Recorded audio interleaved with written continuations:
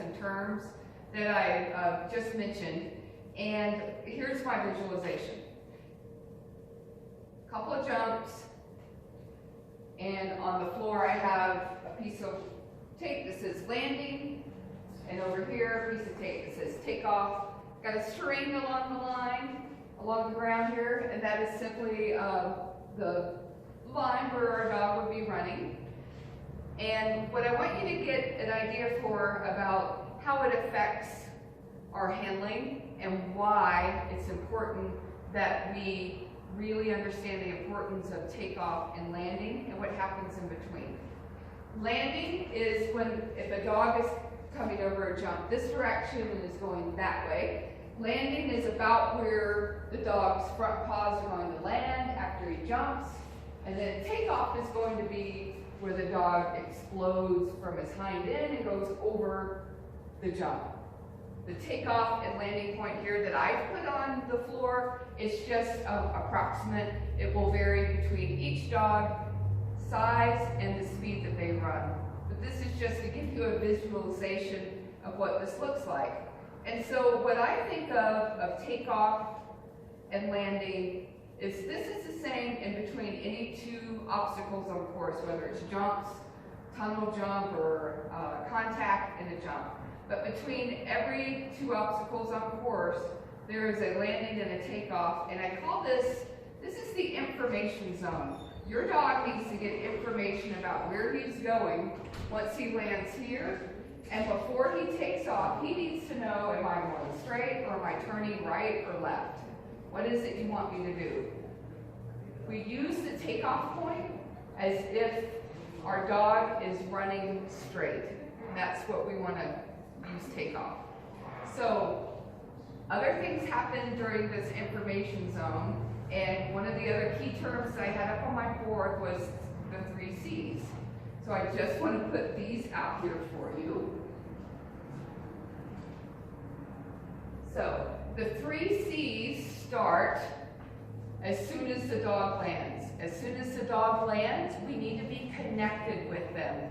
Connection just means we need to have our eyes on our dog. We need to be looking at them. The second C is for commitment. We need to commit the dog for taking this jump. And as soon as we see that commitment, we have it, our last C is cue.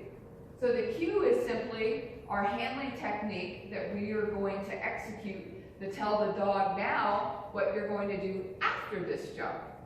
Okay? So I just kind of want you to think of this. This is kind of the information zone, and this is approximately where you need to be thinking about your 3 C's right after landing and not way up here.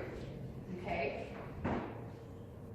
The reason why we want to start with our 3 C's as soon as the dog lands is we've got to have connection. We've got to be looking at the dog. If we're not, the dog's going to come and try to find the connection. Commit, we have to commit the dog to this jump.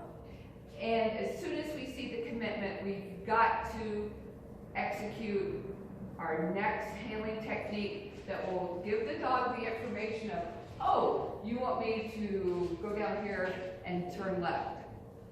The reason why this is such an important piece of the puzzle of running agility with your dog is that if you do want your dog to make a tight turn instead of running straight, your dog needs all that information before he takes off in the air here. Ideally, about 1 stride before takeoff, your dog knows, okay, I got it. You want me to turn left after this jump. So if the dog knows that, the dog's going to adjust his speed, his stride, and he's going to collect so he can actually make a tighter turn as he goes over this jump. The reason why that's so important that we give the dog all the information here is that so that we don't have drop bars, so the dog doesn't make a wide turn, and also so that the dog doesn't slip. So what we're trying to do is to shape this nice line for the dog so that he can adjust his speed, stride, and collect.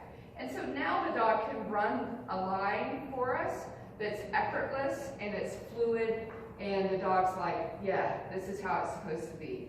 And they're very happy for us.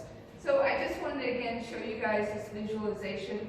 I think of this as the information zone, and it's just very important that you can visualize this and see that we need to give the information just as soon as the dog lands this jump about where we want him to go before he takes that one. Any questions?